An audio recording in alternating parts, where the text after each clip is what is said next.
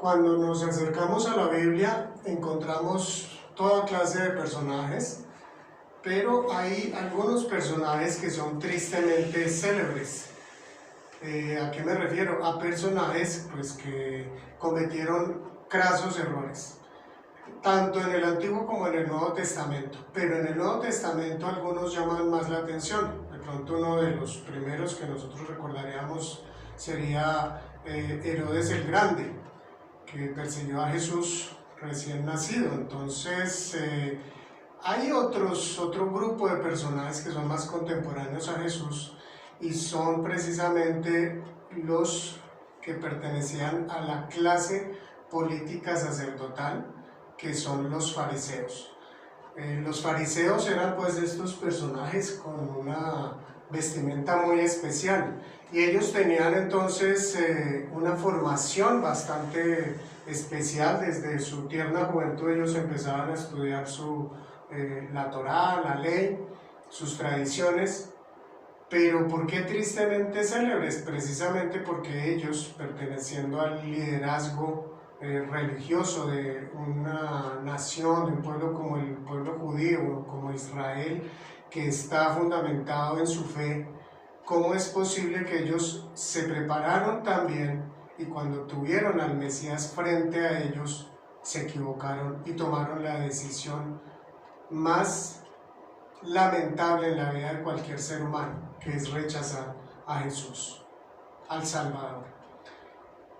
¿Por qué sucedió esto? Y debemos preguntarnos porque es algo que a ellos les sucedió no por ser fariseos, sino porque los seres humanos cometemos errores y tendemos a dejar vacíos en nuestra vida, en nuestros conceptos, en nuestras opiniones, en nuestra forma de pensar. Y en el caso de los fariseos esto sucedió, a ellos les faltó claridad en su preparación y en su disposición realmente, tener muy firmes ciertos conceptos que eran muy importantes, pero también tener una apertura para recibir nuevos conceptos como los que traía Jesús, el Mesías.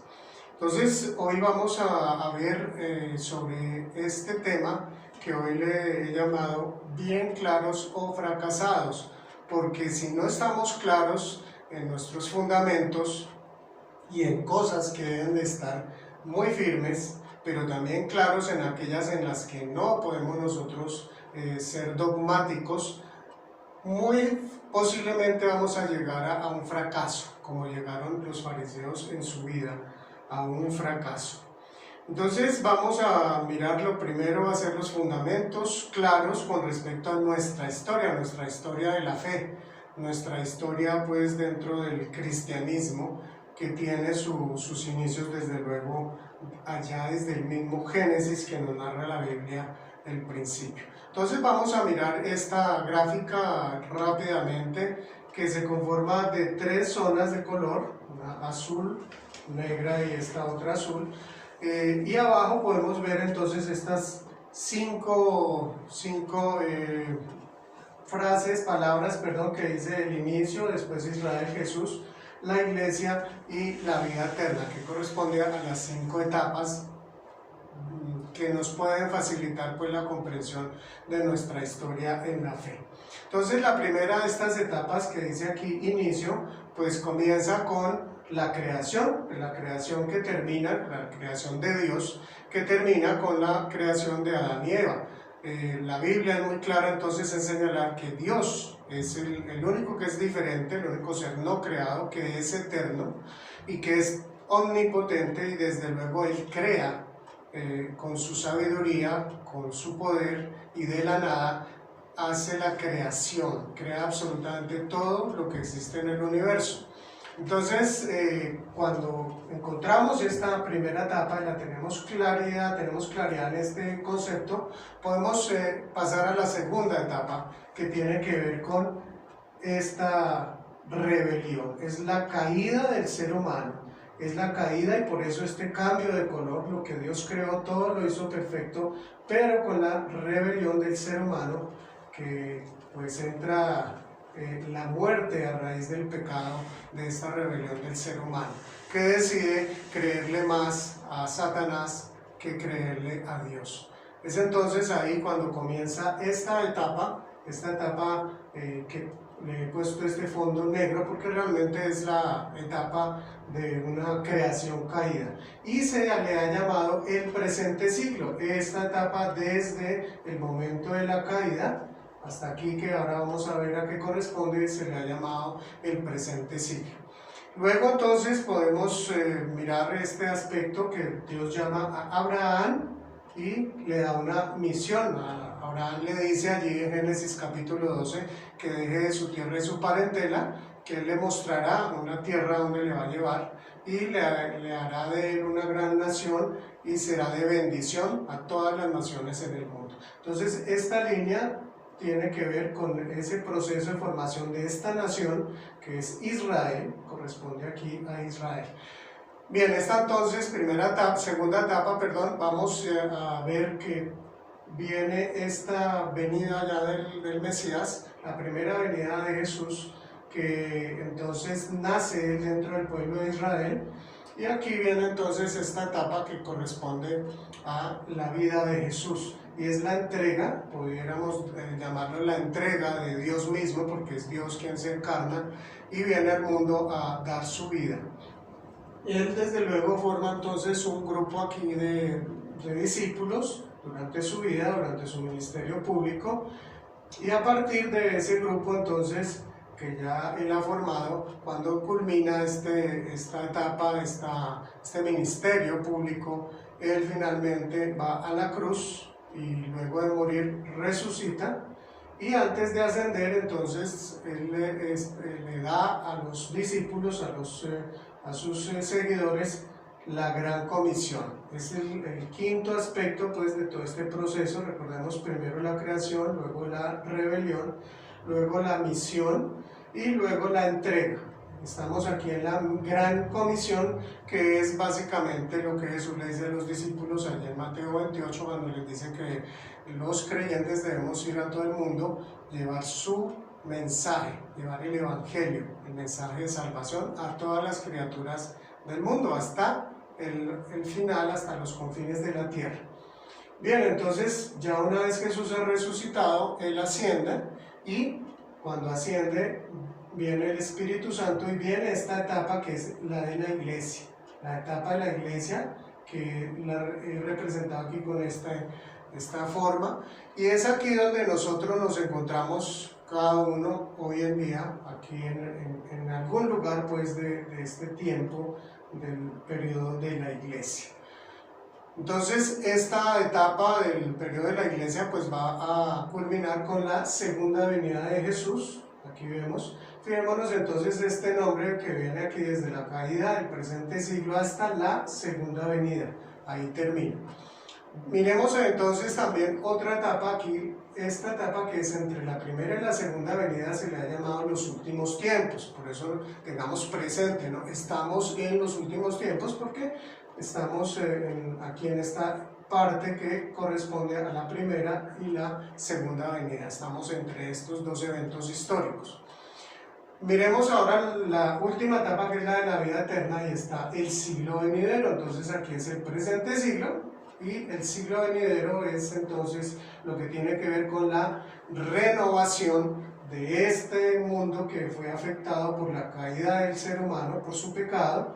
Por eso viene entonces aquí este mismo color que tiene que ver con este color que identifica la inauguración del reino de los cielos. Recordemos que Jesús, cuando comienza su ministerio, dice: arrepentidos porque el reino de los cielos ha llegado. Entonces él inicia aquí la instauración del reino de los cielos, pero con la segunda venida se va a instaurar totalmente en plenitud el reino de Dios o reino de los cielos.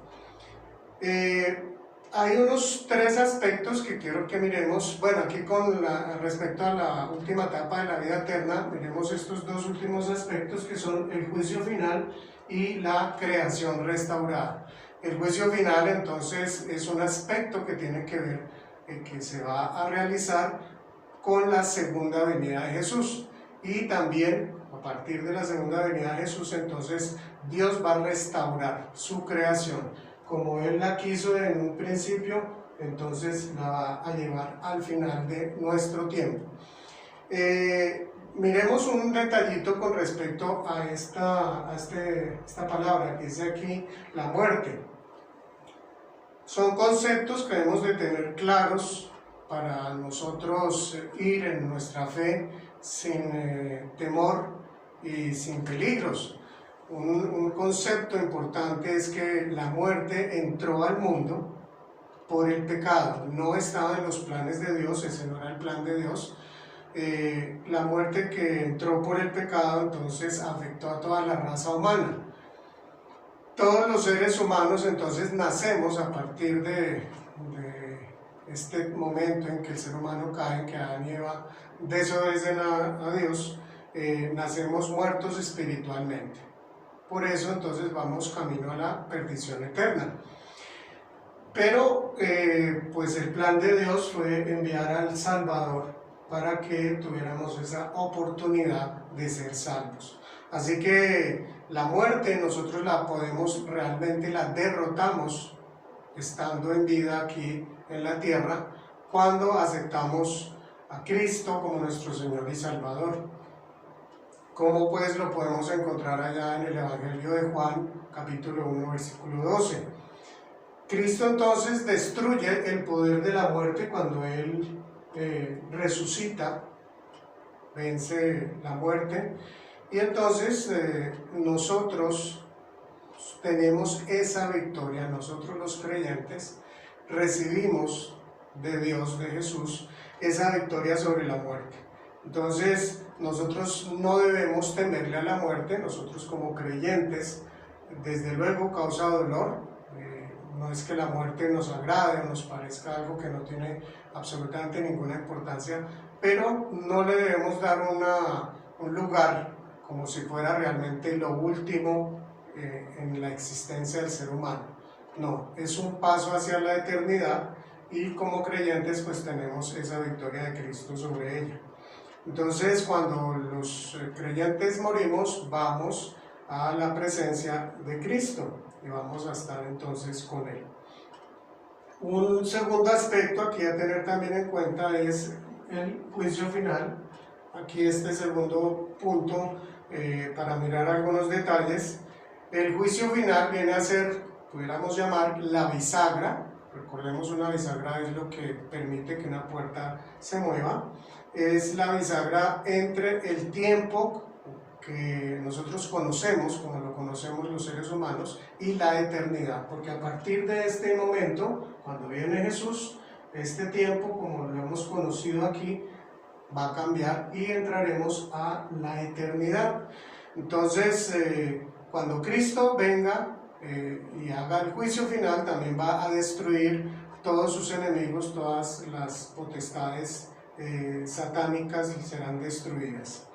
Y todos los enemigos de Dios, todos los enemigos de Cristo, que desde luego también van a ser juzgados, ellos serán condenados al castigo eterno, separados de Dios por siempre, por toda la eternidad. Los creyentes compareceremos a un juicio, pero no para salvación, sino para recibir recompensa de acuerdo a nuestras obras aquí en la tierra. Y el tercer aspecto, la creación restaurada, algunos detalles para tener presente, que los hijos de Dios estaremos compartiendo con el Señor de todas las tribus, de todas las lenguas, de todas las razas. Recordemos allí esa gran multitud de la que nos habla Apocalipsis. Reinaremos con Él también por la eternidad, y es en sí lo que es la iglesia. Dios renovará todas las cosas en este tiempo, por eso se llama creación restaurada.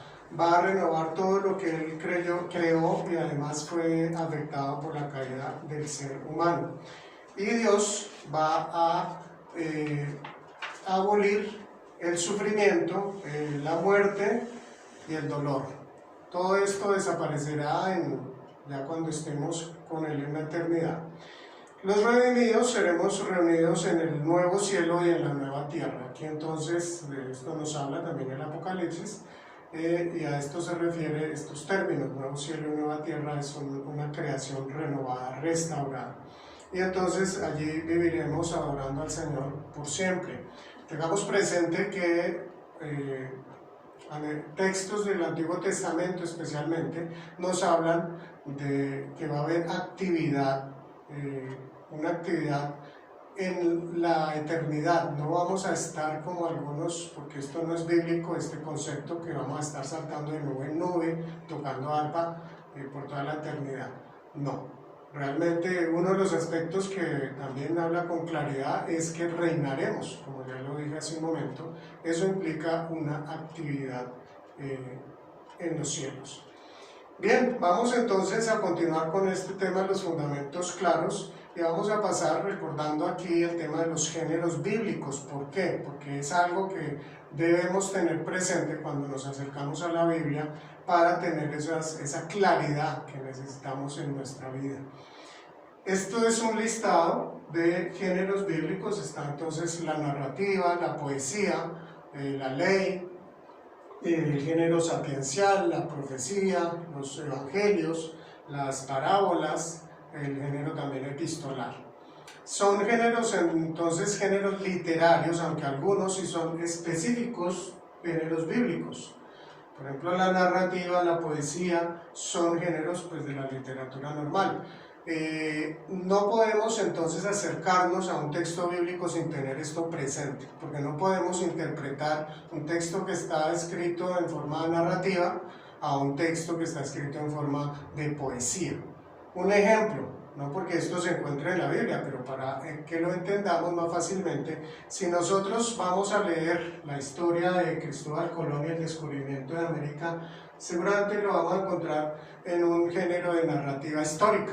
Entonces allí nos va a contar los detalles, los eventos, las aventuras, las cosas que vivió Cristóbal Colón. Pero si nosotros vamos a acercarnos a leer algo en poesía o a escuchar en poesía, que nosotros escuchamos principalmente los temas musicales, son poesía. Aquí aparece una imagen de un tema musical que habla de un toro que está enamorado de la luna y que deja por la noche la majá. Quiere decir esto que en la poesía, que es un género diferente al de narrativa, no podemos tomarlo como si fuera así. No nos imaginamos a un toro que está realmente enamorado de la luna. Aquí está utilizando desde luego la imaginación, las figuras también. Entonces, para tener esto presente, ¿por qué? Porque teniendo en cuenta que existen todas estas diversidad, todos estos diversos géneros bíblicos, géneros literarios bíblicos, hay uno en particular que es bien especial y como todos los anteriores tiene sus características y es este, el género de la apocalíptica. El género entonces del que nos habla el Apocalipsis, debemos de tener muy claras las diferencias para nosotros acercarnos a este texto y poder interpretarlo sin correr el peligro de sacar conclusiones equivocadas. Tengamos entonces presente algunos de los aspectos que tiene el género apocalíptico. Uno de los aspectos es que tiene imágenes cataclísmicas. Esas imágenes cataclísmicas entonces pues podemos nosotros recordar que hay en el Apocalipsis nos habla de estrellas que caen, de terremotos, nos habla de cuando el sol se oscurece, en fin, es común encontrar entonces en este género las imágenes cataclísmicas. También encontramos el dualismo. ¿Qué quiere decir esto? Que está presente de una forma muy constante y cotidiana en estos textos, el bien y el mal. Es algo pues que continuamente encontramos. Otro aspecto es que está presente el mundo espiritual, es decir, está presente tanto los ángeles como los demonios, como parte también habitual, los vamos a encontrar, no es algo pues que sea ajeno, al contrario es algo que está presente en forma constante. También está el enfoque mesiánico, quiere decir el enfoque mesiánico que el protagonista es el Mesías, es Jesús. Desde el comienzo hasta el final, eso lo vamos a encontrar en la literatura apocalíptica. Otro aspecto es que hay simbología en cuanto a animales. Recordemos que hay diferentes animales que aparecen en estos textos. Está el cordero, está el león, están las langostas, está el dragón, están las bestias, en fin. Hay este tipo de imágenes en forma habitual en los textos apocalípticos. También encontramos la simbología de los colores. Recordemos que en Apocalipsis aparecen los 4 caballos apocalípticos, uno que es blanco, otro que es rojo, otro que es amarillo, otro que es negro. Recordemos el rojo simboliza entonces guerra, derramamiento de sangre, sufrimiento. El amarillo pálido refleja la muerte, enfermedades también. Y el negro entonces tiempos de hambruna, de depresión y también de muerte. Encontramos también en esta literatura la simbología de los números. Aparece seguidamente el 7, ¿no? Que significa, el 7 es la perfección, es algo que está completo, que está total. También está el 6 es un número que muestra la imperfección o algo que está incompleto. Aparece también el 12, el 24, donde entendemos que el 12 tiene que ver con el pueblo de Dios, porque el pueblo de Israel se forma a partir de las 12 tribus, la iglesia se forma a partir de los 12 apóstoles. Cuando se habla del número 24, entonces se puede entender que simbólicamente se refiere al pueblo en general, al pueblo de Dios, o sea, a Israel y la iglesia. Bueno, entonces, por último, también otro de los aspectos que tiene esta literatura, perdón, están las advertencias y las palabras de consuelo. Advertencias a quienes, a los enemigos de Dios, les advierte pues lo que ellos van a sufrir si no cambian su actitud, y palabras de consuelo para los creyentes, los seguidores de Dios en momentos que se encuentran en dificultad. Bueno, ahora pasamos a mirar este otro aspecto de los fundamentos claros, principios de interpretación, también de forma muy rápida, lo voy a seguir haciendo. ¿Por qué? Porque estos temas ya los he tocado en anteriores reflexiones, así que si está interesado en mirarlo con mayor detenimiento puede buscar estas charlas anteriores.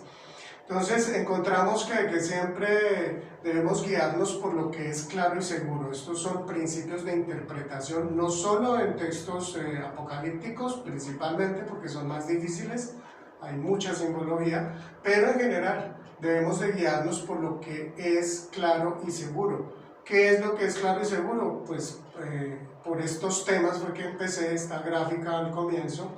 Son aspectos que son claros y seguros, que no entramos a discusión porque la Biblia los muestra todos estos aspectos totalmente claros, y es la gran mayoría de la Biblia.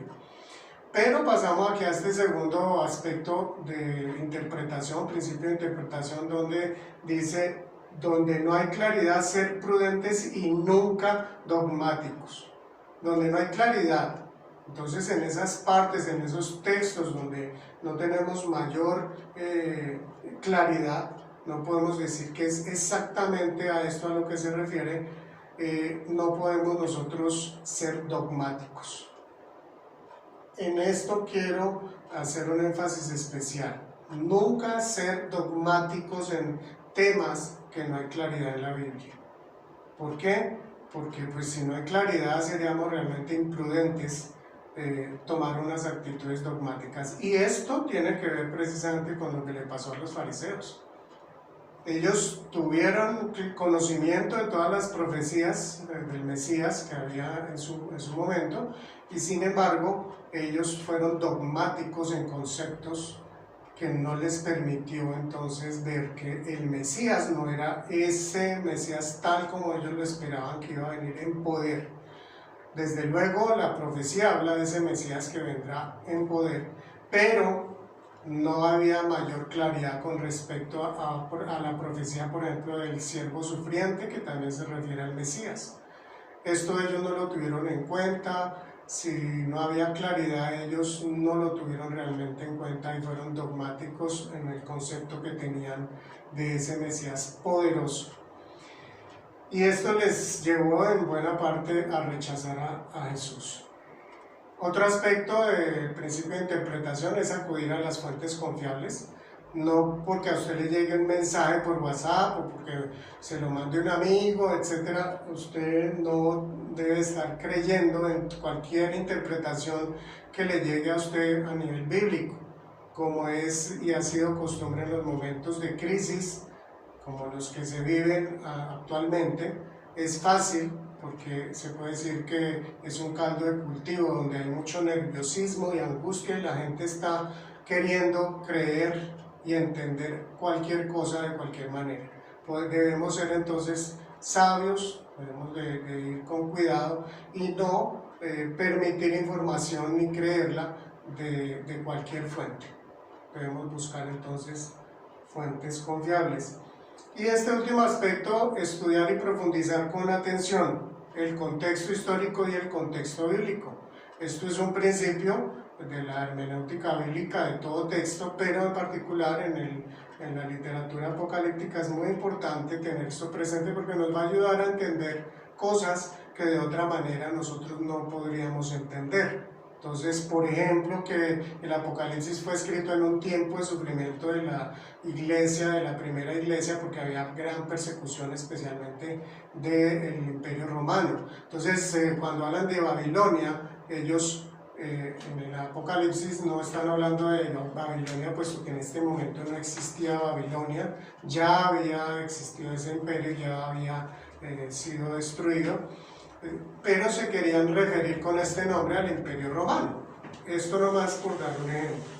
Entonces, bien importante también tener estos aspectos, estos principios de interpretación claros.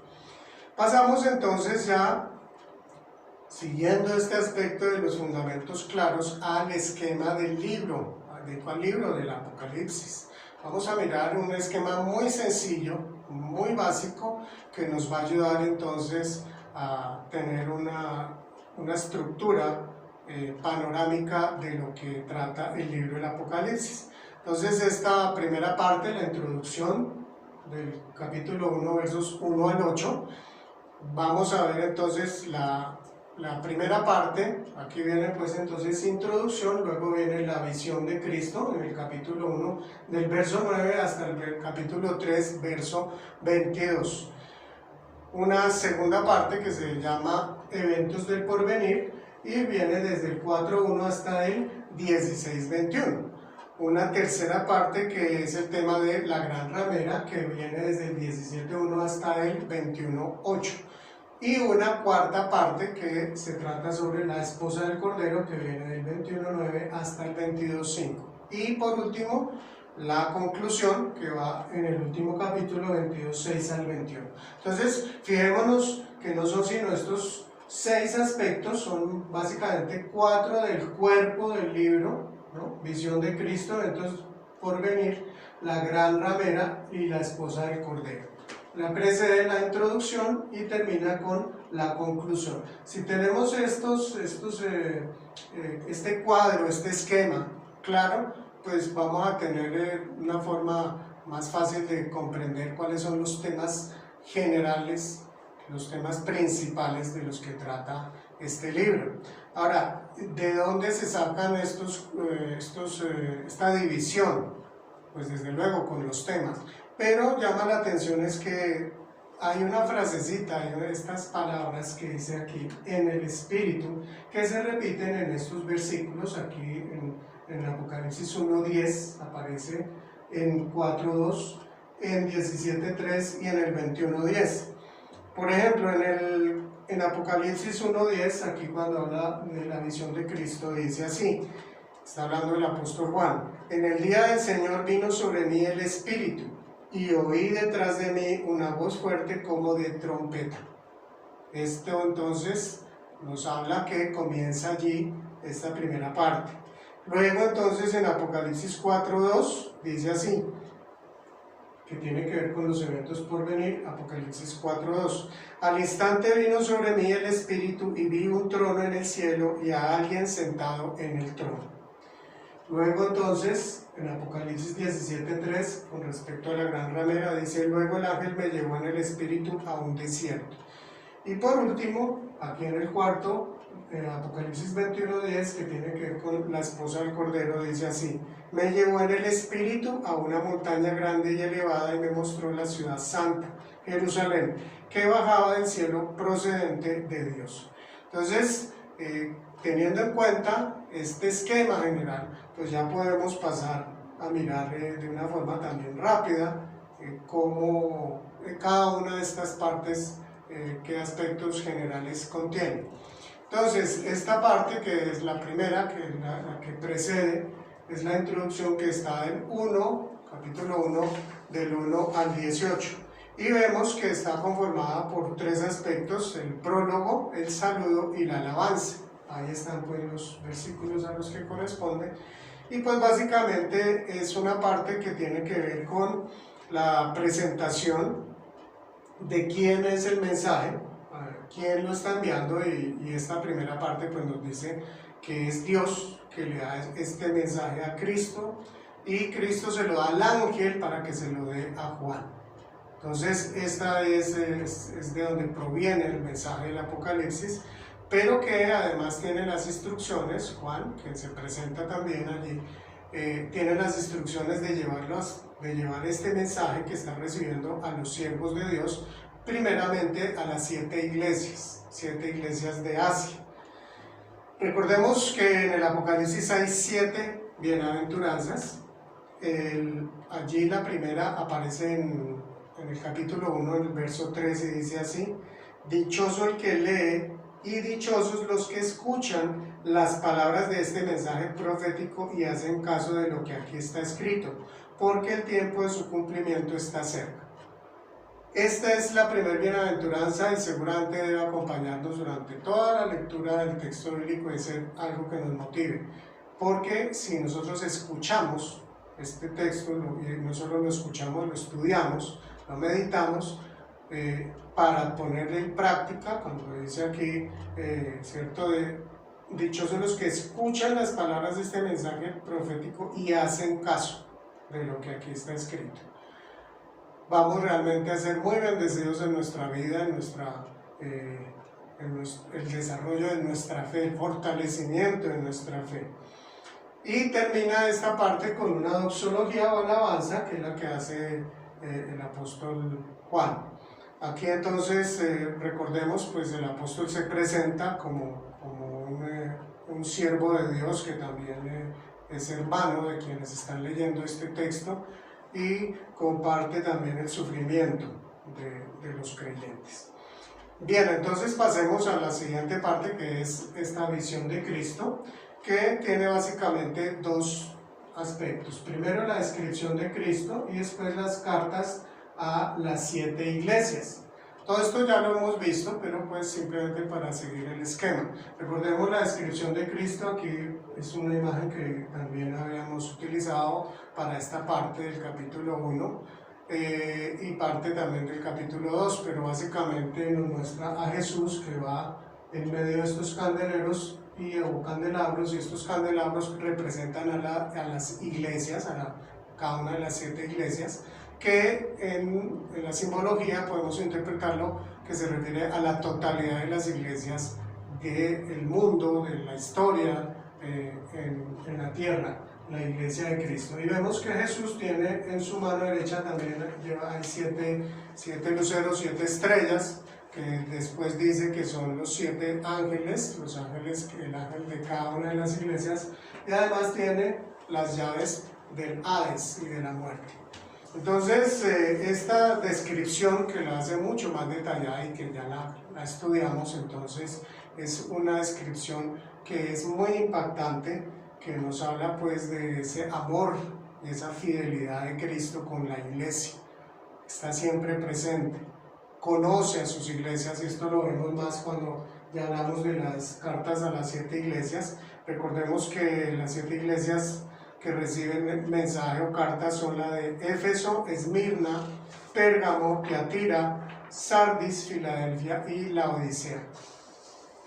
De estas, la de Esmirna y la de Filadelfia son las únicas que no reciben un llamado de atención. Recordemos que cada una de las cartas tiene una presentación de Jesús, utilizando títulos muy especiales, llamativos, un reconocimiento a cada iglesia, una censura crítica o pero a las iglesias, a cada iglesia, una promesa de bendición, y termina siempre con la frase: el que tenga oídos, que oiga lo que el Espíritu dice a las iglesias. También vimos cada una de estas iglesias. Entonces pasemos ya al segundo aspecto, que son los eventos del porvenir, capítulo 4 hasta el 16. Miremos, tiene entonces cuatro series de 7 sellos, 7 trompetas, 7 historias y 7 copas. Aquí tenemos los sellos, el pergamino con 7 sellos, y que nos va mostrando lo que va sucediendo cada vez que el Cordero va abriendo uno de los sellos. Viene entonces la serie de las 7 trompetas, las 7 historias. Nosotros vamos en la mitad de Apocalipsis, terminando el capítulo 11, y esto quiere decir, pues Apocalipsis tiene 22, vamos en la mitad aquí con las 7 trompetas. Acabamos de ver esto, quiere decir que lo que viene a continuación son 7 historias, que es lo que nos representa este pergamino. Y vienen 7 copas, las 7 copas de la ira, o 7 vasijas también, como se le puede traducir. Tener presente que estas dos primeras series de 7 pues tienen un patrón, y es que cuando se abren los primeros 6 sellos hay un intervalo, que es cuando viene la historia de los 144.000 y la gran multitud en el cielo. Y luego sí, ya el Cordero abre el 7º sello. A partir de ese 7º sello es cuando se inicia esta serie de las 7 trompetas, y se repite este patrón, es decir, se abren las primeras 6, se escuchan las primeras 6 trompetas y vienen sus juicios, y hay otro intervalo que es cuando viene el ángel con el librito y también los 2 testigos, y finalmente entonces ya suena la 7ª trompeta, y es así con esta parte que termina el capítulo 11 con el juicio final, el momento en el que suena la 7ª trompeta. Entonces nos traslada al cielo y vemos la adoración y el júbilo que hay en el cielo, porque ya viene el final de los tiempos. Aquí también es importante tener presente que hay una forma de narración que tiene que ver con la literatura profética, y es algo que se llama la recapitulación. Vamos a entender este término mejor cuando veamos ya especialmente el tema de las 7 copas. ¿Qué quiere decir esto? Que en estos textos se retoman aspectos que se vieron antes y se complementan, se amplían. Bien, vamos entonces a la tercera parte, que es la gran ramera, va del 17 hasta el 21 y tiene que ver con estos 2 aspectos, que son el juicio sobre Babilonia y el reinado de los santos. Miremos esta imagen, pues esta es la parte que todavía nos falta, de aquí en adelante nos falta, está pues esta mujer sentada sobre una bestia. Y luego entonces cuando nos habla aquí del reinado de los santos, entonces aquí trata sobre los 1000 años de gobierno, que tiene que ver con un aspecto de los varios, que no hay mucha claridad y por lo tanto hay diversas posturas dentro del cristianismo, que es el milenio. Aquí cuando habla del reinado de los santos, el milenio.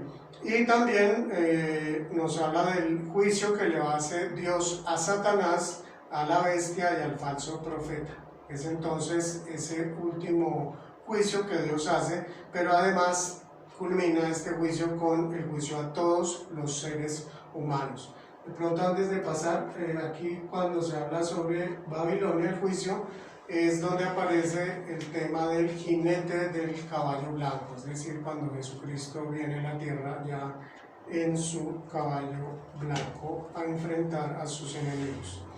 Bien, y el cuarto aspecto del esquema del libro está la esposa del Cordero, desde el 21.9 al 22.5. Viene entonces la Nueva Jerusalén, el árbol y el río de la vida. Aquí vemos una imagen de la Nueva Jerusalén, donde nos habla que todo es calles de oro y mar de cristal. Entonces la Nueva Jerusalén pues, es el lugar de la presencia de Dios y donde vamos a estar el pueblo de Dios acompañándole, y el árbol y el río de la vida. El árbol de la vida que aparece allí en Génesis capítulo 2, pues bien importante, que bien vuelve a aparecer aquí en el Apocalipsis, y también el río de la vida.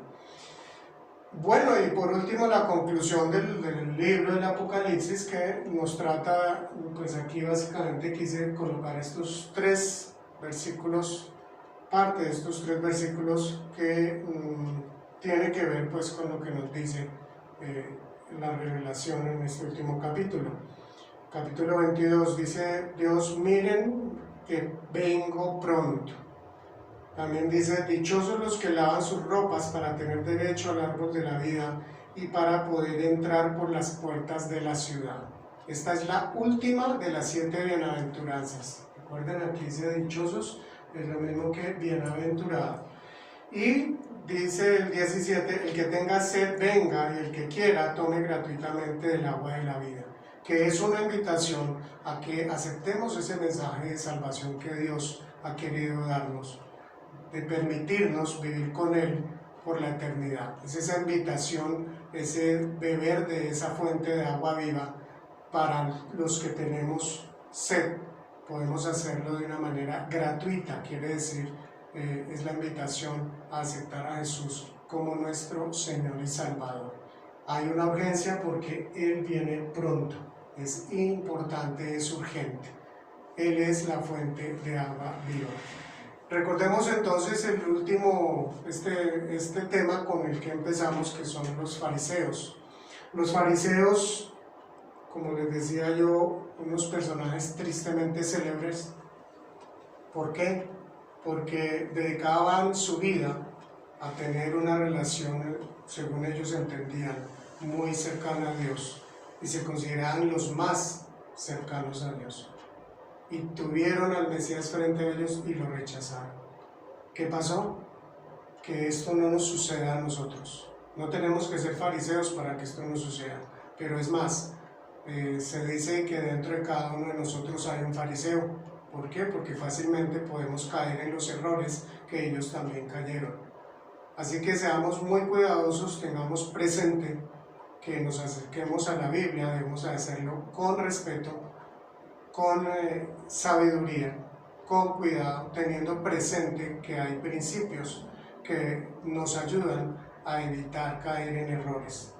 Entonces, te quiero invitar a que tengas esto presente, a que tengas siempre presente que el Señor en su palabra nos quiso dejar estos mensajes para ayudarnos en nuestra relación con Él, pero no podemos entonces acercarnos a Él de cualquier manera, acercarnos a Dios, acercarnos a su palabra de cualquier forma. Estamos llamados a hacerlo de una manera responsable y teniendo presente que está en juego es nuestra vida eterna. El Señor te bendiga y te guíe.